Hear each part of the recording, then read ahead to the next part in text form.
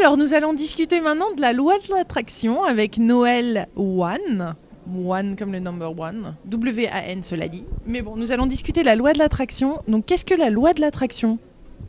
La loi d'attraction, il y a des centaines de définitions. Alors, je donnerai une définition très simple qui dit que nous attirons dans notre vie ce qui est en résonance avec nos pensées et nos émotions. Ce qui veut dire que nous créons notre vie avec nos pensées et nos émotions. Mais c'est une définition simplifiée. Donc, nos pensées négatives comme positives attireraient des choses dans notre vie. Voilà. Comme nous n'arrêtons pas de penser et de ressentir des émotions, donc nous n'arrêtons pas d'attirer des choses dans notre vie, donc on peut dire que notre vie n'est que la somme de tout ce que nous avons pensé jusqu'ici. Alors, on a quand même des pensées négatives de temps en temps. Bien évidemment, positives ou négatives, en sachant que toute la difficulté, c'est que nous n'en sommes pas conscients. Nous ne sommes pas toujours conscients de ce qu'on est en train de penser, ni de ce qu'on est en train de ressentir. Donc l'ennui ici, c'est que parfois, quand c'est négatif, on a tendance à rester bloqué là-dessus, et du coup, on va continuer à accentuer les choses négatives de notre vie. Et à côté de ça, des fois on aimerait quelque chose, mais en fait derrière on a des doutes. Oui, des fois bien évidemment on a tous le désir des belles choses dans notre vie, c'est-à-dire des fois on a envie de changer et il y a des personnes qui arrivent, mais il y a aussi beaucoup de gens qui n'y arrivent pas. Et comment peut-on expliquer ça? Tout simplement parce que premièrement, on peut dire que nos pensées, nos ressentis, tout ça, ça correspond à des habitudes aussi qu'on a développées. Et la première démarche, ça va consister justement à casser ces habitudes. Parce que tant qu'on ne casse pas ces habitudes, on va continuer à obtenir la même chose dans la vie. Et pour obtenir des belles choses, donc première étape, c'est vraiment casser ces habitudes ou enlever les obstacles. Et ensuite, mettre à la place des habitudes nouvelles, positives, c'est-à-dire penser et ressentir positif. Donc la loi de l'attraction, c'est bien une loi universelle, c'est ça? C'est-à-dire qu'elle est en place de toute façon à tout moment donné. Tout à fait. Moi, je dirais même plus, c'est-à-dire que moi, je préfère dire que la loi d'attraction, c'est une loi spirituelle. C'est une loi spirituelle. Donc, à l'opposé, ça peut être physique ou matériel. C'est-à-dire, c'est une loi spirituelle. C'est pour ça que, bon, c'est pas forcément toujours facile de l'expliquer en termes physiques et matériels. C'est une loi spirituelle, mais qui est au-dessus des lois physiques. Et qui, bien évidemment, je veux dire, qu'on connaisse cette loi, qu'on ne connaisse pas, ça fonctionne, ça régit tout l'univers, et bien évidemment, ça nous régit, et ça régit notre vie. Donc on pourrait attirer ce qu'on veut, en fait. Maintenant, en comprenant comment cette loi fonctionne, nous allons pouvoir prendre le contrôle de nos pensées, et donc de nos émotions, et ensuite pouvoir créer les choses positives qui correspondent. Mais ça, c'est une manière simple de dire les choses. Maintenant, bien évidemment, beaucoup de personnes ont lu plein de livres là-dessus, ont pu voir le film Le Secret.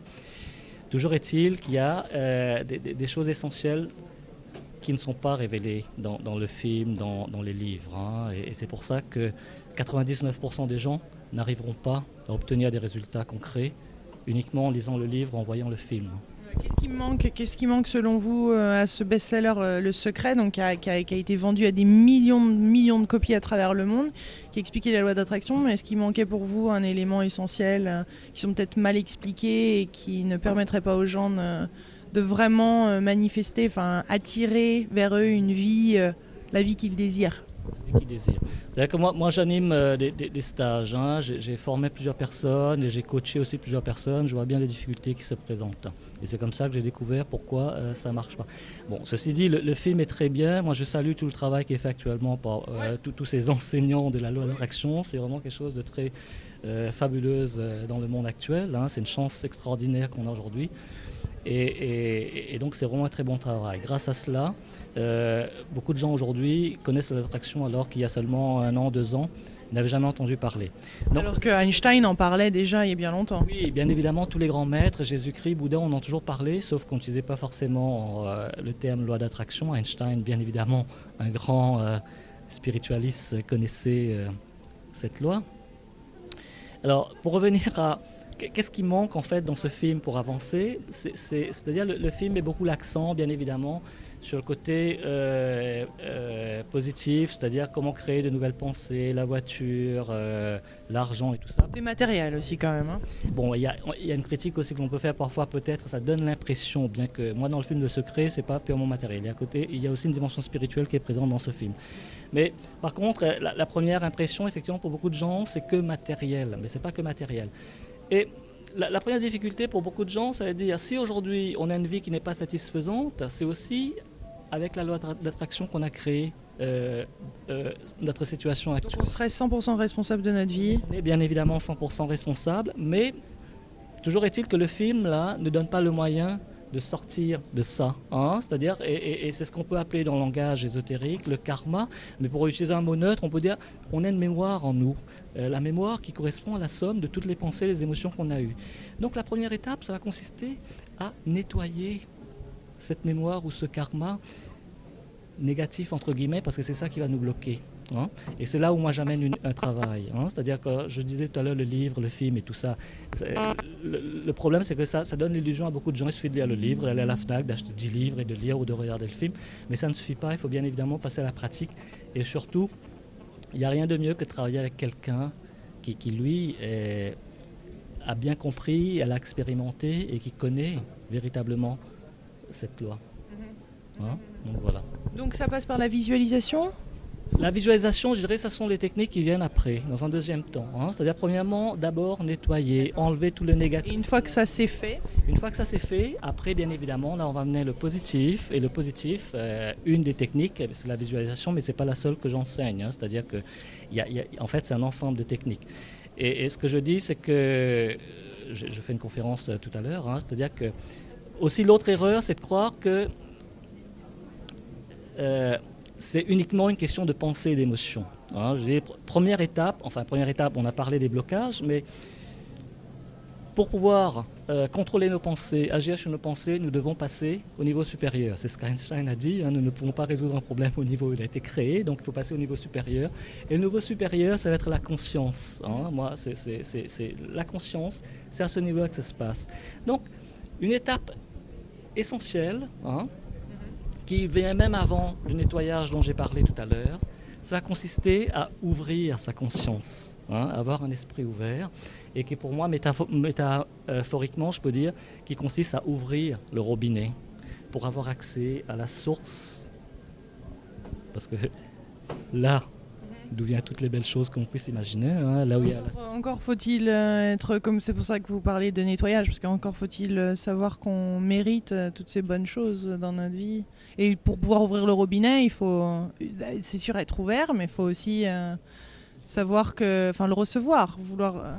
Être ouvert, ça veut dire être ouvert à quoi? Être ouvert au mystère de la vie, savoir qu'il y a autre chose que le monde physique, hein, que nous sommes plus que nos corps physiques.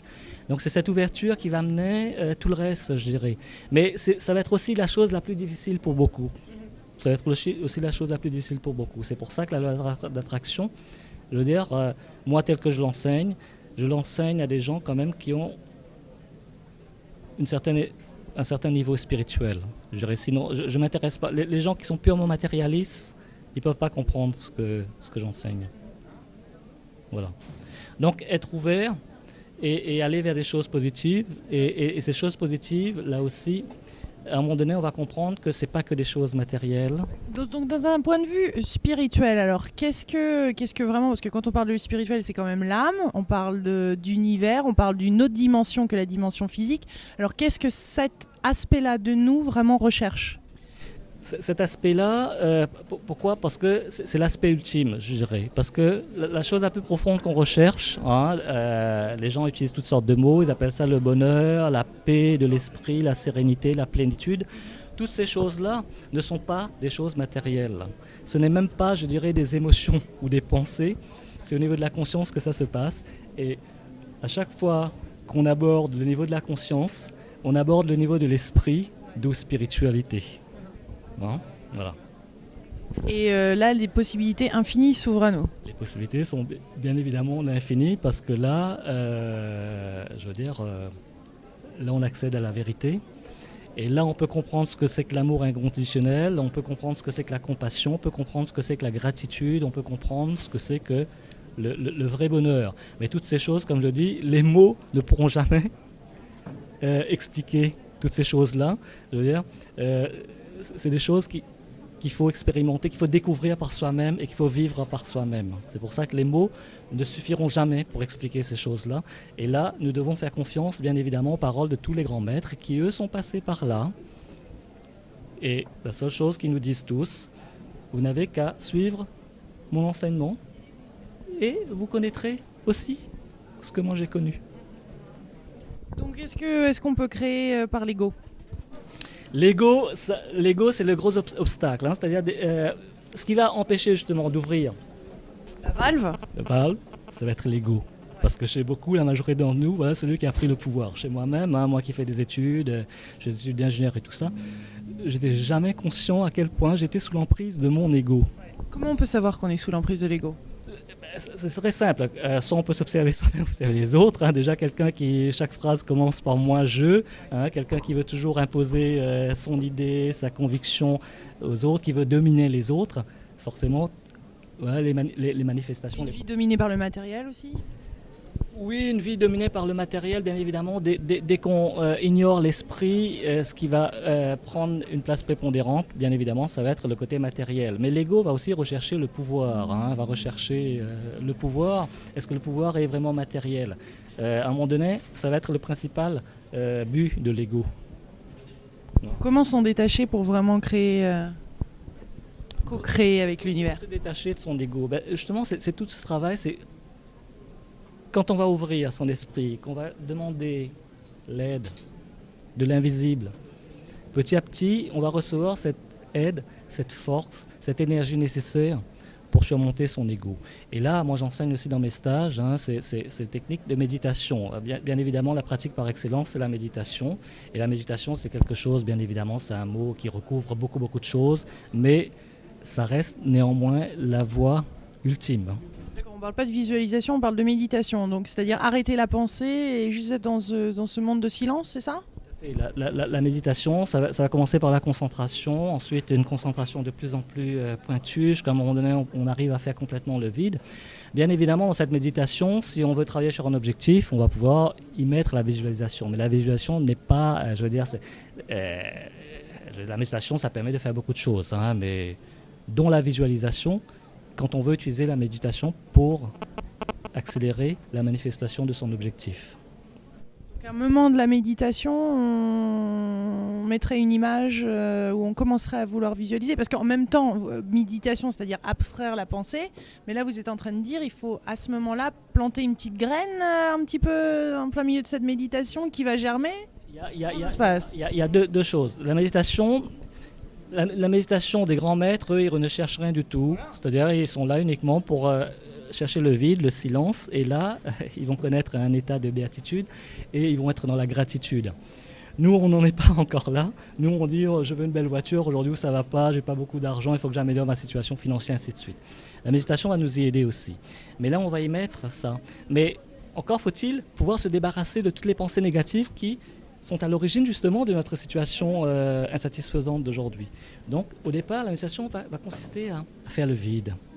Mais tout de suite derrière, comme la nature a horreur du vide et nous-mêmes on est capable on n'est pas à l'aise et on n'est pas capable aussi de maintenir ce vide, donc on va en profiter tout de suite pour mettre justement là notre désir. Et c'est là où dans mon stage, je fais aussi fabriquer par les participants les cartes symboliques. Et bon, il y a plusieurs noms pour utiliser, où ils vont symboliser, visualiser leur objectif. Hein. C'est un peu comme le poster le vision board dans le film The Secret, mais là uniquement pour un collage. Mais là uniquement pour un objectif, hein, pas pour son projet de vie. Donc alors on pourrait utiliser la loi d'attraction pour un projet de vie global ou spécifiquement par rapport à une des catégories de notre vie, par rapport au travail, à l'amour. On pourrait attirer notre âme sœur, par exemple, prenons le côté attirer son âme sœur. L'attraction, on va l'utiliser pour tout. hein, on va l'utiliser pour tout. Comme je l'ai dit tout à l'heure, maintenant, même si on ne sait pas, on l'utilise de toute façon. Mais l'ennui, c'est qu'en ne sachant pas, Inconsciemment. voilà, on risque d'attirer des mauvaises choses dans notre vie. Bien évidemment, avec ça, on va attirer tout. On va commencer d'abord par les problèmes matériels parce que c'est quand même sa préoccupation de beaucoup de gens. On est quand même dans un monde matériel, il faut de l'argent, il faut tout un tas de choses pour vivre. Donc, on va commencer par ça. Et à un moment donné, on va se rendre compte que finalement, ça devient de plus en plus facile. Et à un moment donné, ça ne va plus être notre préoccupation. Hein. Et ça, c'est important. Et ça, c'est la première étape qu'il faut viser pour pouvoir s'intéresser là. Parce que tous les gens qui se sont intéressés uniquement aux choses matérielles le savent très bien. Je pensais que j'aurais cette belle voiture, même les relations, hein, je serais heureux, mais se rendre bien compte que, ok, pendant un court laps de temps, ils vont être heureux. Ok, on est content d'avoir cette nouvelle caméra, cette nouvelle voiture et tout ça. On sait très bien que quelques temps après, hein, c'est éphémère. C'est éphémère, voilà. Hein, voilà. Donc, aller rechercher là vraiment le vrai bonheur. Mais alors, il y a d'autres personnes qui diraient que, en fait, de toute façon, tout ça, c'est déjà. Enfin, on attire. Quand c'est vraiment, on est en lâcher prise complet et dans son cœur et dans un niveau quand même de d'éveil assez grand. Enfin, quand notre cœur est ouvert, les choses viennent à nous. Magiquement, avec de la synchronicité, c'est pas forcément quelque chose qu'on a visualisé ou autre, c'est un peu comme la vie qui prendrait son pas, enfin... Comment on explique ça, entre ce chemin entre le destin et le fait qu'on co-crée, le fait que... Le destin, c'est avec nos pensées, nos émotions, chaque jour on crée notre destin. Bien évidemment, maintenant, si on croit aux philosophies orientales, notre destin, c'est aussi, donc je dis tout à l'heure, la somme de tout ce qu'on a pensé, donc c'est notre karma, qui peut venir aussi des vies antérieures, si on y croit, mais on n'est pas obligé d'y croire. Hein. Mais ce que nous disent les grands maîtres, c'est qu'on peut changer tout ça, hein, pour enfin aller vers une vie meilleure et même en finir. Hein. En finir, vous voulez dire quoi par en finir? En finir du karma. D'accord. Donc passer à un autre niveau... Finir avec les schémas négatifs. D'accord. Hein, pour pouvoir créer un nouveau schéma positif, je veux dire, dans notre vie. La synchronicité, c'est quelque chose d'assez extraordinaire. C'est-à-dire, d'abord, il y a la conscience, il y a l'idée, il y a le désir. Hein, ensuite, la volonté. Et après, on va construire avec notre mental l'image de ce qu'on désire. Mais c'est surtout nos émotions. C'est-à-dire que plus on va ressentir, hein, ouvrir notre cœur, c'est là plus la vibration va être puissante et plus ça va avoir de la force pour attirer ce que l'on désire. Donc c'est vraiment nos émotions, hein, comme dit très bien Esther Hicks dans les enseignements d'Abraham. Et ça, c'est véritable. Et moi, je l'expérimente chaque jour. Je veux dire, et c'est quelque chose... c'est la chose la plus fabuleuse, je dirais, quand on arrive à attirer dans notre vie ce qui correspond à nos désirs. Non, c'est la chose la plus fabuleuse. Encore faut-il être reconnaissant de ce qui se passe. La reconnaissance, la gratitude. Bien évidemment, rester toujours dans la gratitude, parce que sans gratitude, on n'obtiendra rien. Hein, c'est-à-dire, ça, il faut savoir. C'est-à-dire que tous les gens qui disent comment voulez-vous que je sois reconnaissant alors que j'ai rien. Et il faut être reconnaissant d'abord, il faut être dans la gratitude d'abord pour recevoir. Hein, parce que être dans la gratitude, ça consiste justement à ouvrir ce robinet dont j'ai parlé tout à l'heure. C'est ça, la gratitude. Hein. Ce serait une clé majeure quand même de la loi de l'attraction. C'est la clé majeure parce que la gratitude n'est rien d'autre que l'amour. Parce que l'énergie, on peut appeler ça l'énergie de vie, l'énergie de la lumière, mais j'appellerais ça surtout c'est l'énergie d'amour. C'est l'amour qui régit notre univers, tout est construit avec l'énergie d'amour. Et la gratitude, c'est simplement faire circuler cette énergie d'amour à travers nous. Et plus cette énergie va circuler à travers nous, plus on va pouvoir ressentir des choses, connaître des choses, vivre des choses extraordinaires. Et bien évidemment, là, on va pouvoir connaître véritablement et créer l'abondance dans sa vie. Donc voilà. Magnifique. Merci Noël. Juan.